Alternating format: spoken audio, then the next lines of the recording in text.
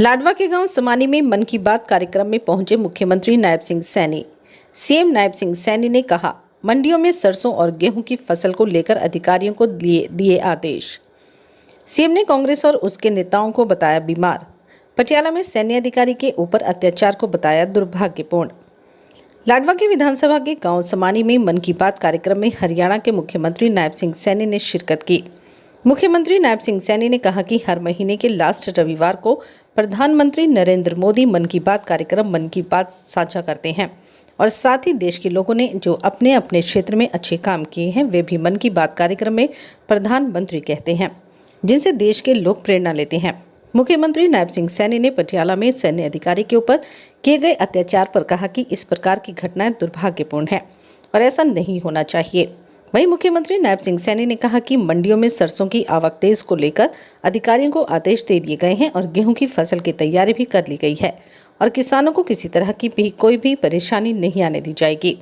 CM Nayab Singh Saini ने कहा कि 14 तारीख को देश के प्रधानमंत्री नरेंद्र मोदी हरियाणा में पधार रहे हैं और 2 बड़ी परियोजनाओं का उद्घाटन भी करेंगे। मुख्यमंत्री नायब सिंह सैनी ने कहा कि आज विपक्ष खत्म हो चुका है और उनको आगे कोई भी रास्ता नहीं दिख रहा। वहीं उन्होंने रणदीप सिंह सुरजेवाला के ट्वीट पर कहा कि वे बौखला गए हैं और उनको कांग्रेस के आगे सिर्फ अंधेरा दिखाई दे रहा है, इसलिए कांग्रेस पूरी तरह से बीमार हो गई है और साथ ही कांग्रेस के नेता भी बीमार हो गए हैं।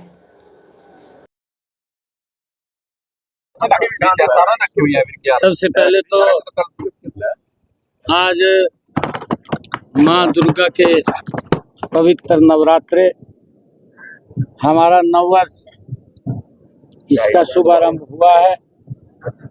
मैं पूरे हरियाणा प्रदेश वासियों को आज समानी गांव में मैंने आदरणीय प्रधानमंत्री जी की पूरे गांव के साथ मन की बात को सुना है। मैं सभी को नवरात्रों की बहुत बहुत बधाई और शुभकामनाएं देता हूं।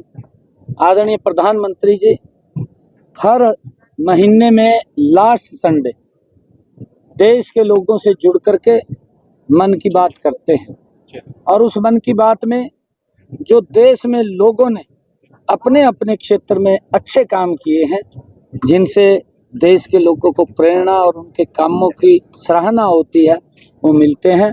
उसका लाभ भी पूरे देश को मिलता है और लोग उसके अंदर आगे बढ़ कर के काम करने के लिए प्रेरित होते हैं।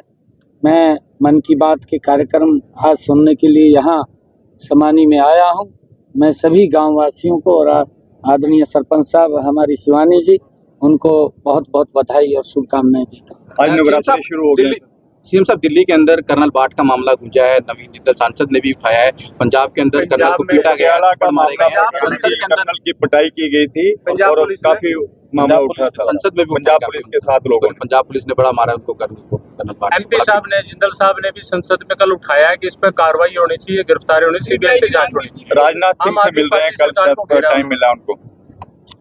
देखिए, क्योंकि इस प्रकार के घटनाक्रम नहीं होने चाहिए। क्या विषय है, क्योंकि मेरे को जानकारी नहीं है अभी, और क्या बात वहाँ पर हुई थी, क्या नहीं हुई थी अभी, क्योंकि जब ये विषय आया है, पुलिस को भी थोड़ी शालीनता से काम लेना चाहिए इस प्रकार से, क्योंकि हमारी ड्यूटी है, हमारी जिम्मेवारी बनती है कि हम लोगों को सुरक्षित वातावरण दें।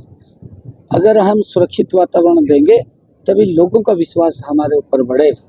जब हम सुरक्षित वातावरण नहीं दे पाएंगे तो विश्वास कैसे बढ़ेगा। मुख्यमंत्री जी, मंडियों में सरसों की लगातार बड़ी आवक हो रही है, उसका उठान सही तरीके से नहीं हो पा रहा है और 1 अप्रैल से गेहूं की भी खरीद शुरू हो रही है, उसके बारे में क्या? हमने पूरी तैयारी कर ली है। मैं कल बैठा था, इसको लेकर के अधिकारियों से मैंने चर्चा की है। हमारे पास सभी प्रबंध हैं, उठान को लेकर के भी वो चल रहा है, क्योंकि आजकल मशीनी युग है, इसको लेकर के भी हमने चर्चा की थी। क्योंकि पहले तो चाहे सरसों चाहे गेहूं 2-2 महीने, 2.5 महीने, 3-3 महीने चलती रहती थी, परंतु आज मशीनी युग के कारण मात्र 15 दिन के अंदर वो 1.5-2 महीने का सीजन वो मात्र 15 दिन में सिमट करके रह गया। 15-10 दिन के अंदर ही सारा हमारे पास आ जाता है।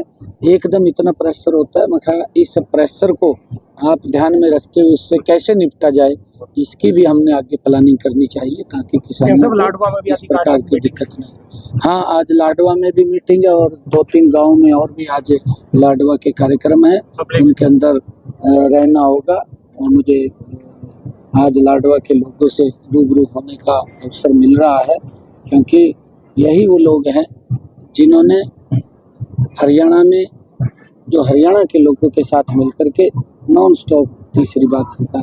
हरियाणा को बड़ी सौगात मिलने जा रही है, 14 तारीख को प्रधानमंत्री आ रहे हैं। हाँ, देश के यशस्वी प्रधानमंत्री आदरणीय मोदी जी 14 अप्रैल को भारत रत्न बाबा साहेब भीमराव अंबेडकर जी की जयंती के अवसर के ऊपर हरियाणा को 2 बड़ी सौगात है। एक पहला हरियाणा का एयरपोर्ट जिसको आदरणीय प्रधानमंत्री जी चालू कर देंगे और वहाँ पर टर्मिनल का भी शिलान्यास रखेंगे, और उसके साथ साथ हमारे यमुनानगर के अंदर एक 800 मेगावाट थर्मल पावर की यूनिट का उसका शिलान्यास करेंगे। ये बड़ी 2 परियोजनाएं हैं। समारोह कहाँ होगा सर आयोजित? वो बताएंगे, वो आपको बताएंगे, क्योंकि बहुत दोनों बड़े कार्यक्रम हैं और दोनों कार्यक्रमों में आदरणीय प्रधानमंत्री जी रहने वाले हैं। सीएम साहब विपक्ष धरातल खत्म हो गया, क्या करें? विपक्ष धरातल पे देखिए, विपक्ष की गलत नीतियां और गलत नीतियों के कारण, क्योंकि वो भ्रष्टाचार की दलदल में फंसे हुए लोग हैं। अगर आप देखें राहुल गांधी, उसको तो बेचारे को यही नहीं पता लगता भी मैं बोल क्या रहा हूँ क्या नहीं बोल रहा, उसको ये नहीं पता लगता भी मैं कर क्या रहा हूँ क्या नहीं कर रहा हूँ, इसका समाज के ऊपर क्या इम्पैक्ट पड़ने वाला है, उसको अभी कुछ नहीं पता। निकाय के बाद और कांग्रेस के बड़े नेता इस बात को लेकर के आहत हैं, और कांग्रेस की जो भ्रष्टाचारी नीति है, जो गलत नीति है, उसके कारण खत्म हो रही है। दिल्ली के अंदर कांग्रेस पार्टी तीसरे टर्म में भी 0 पर आउट हो गई है। अब हरियाणा के लोगों ने भी कांग्रेस को 0 पे आउट निकाय कर के दिया लिए है। कोई बजट की घोषणा की है? हाँ, 537 करोड़ रुपए की स्थानीय निकाय के उस दिन, जिस दिन शपथ हुआ था, उस दिन हमने ये बजट उनके खाते में विकास कार्यों के लिए डाला था। सुरजेवाला लगातार ट्वीट के करोड़ रुपए का डाला है, इसको कैसे देखते हैं? ये सरकार भ्रष्टाचार को लेकर के 0 टॉलरेंस पे काम कर रही है, और कहीं पर भी इस प्रकार का कोई संज्ञान हमारे सामने आता है, सरकार सख्ताई से उसके ऊपर कार्य करती है। कोई बख्शने का किसी को सवाल नहीं है। सुरजेवाला साहब फेडअप हो चुके हैं। सुरजेवाला साहब अब, क्योंकि उनको आगे भी कहीं कुछ प्रकाश दिखाई नहीं दे रहा है, और जब किसी को आगे अंधेरा दिखाई दे तो फिर वो कहेगा भी चलने में दिक्कत आती है। अब उनको आगे रास्ता तो दिखाई नहीं दे रहा। जब आगे रास्ता सुरजेवाला को दिखाई नहीं दे रहा तो मानसिक रूप से कांग्रेस तो बीमार हुई गई है, परंतु ने भी बीमार हो गए। Thank you.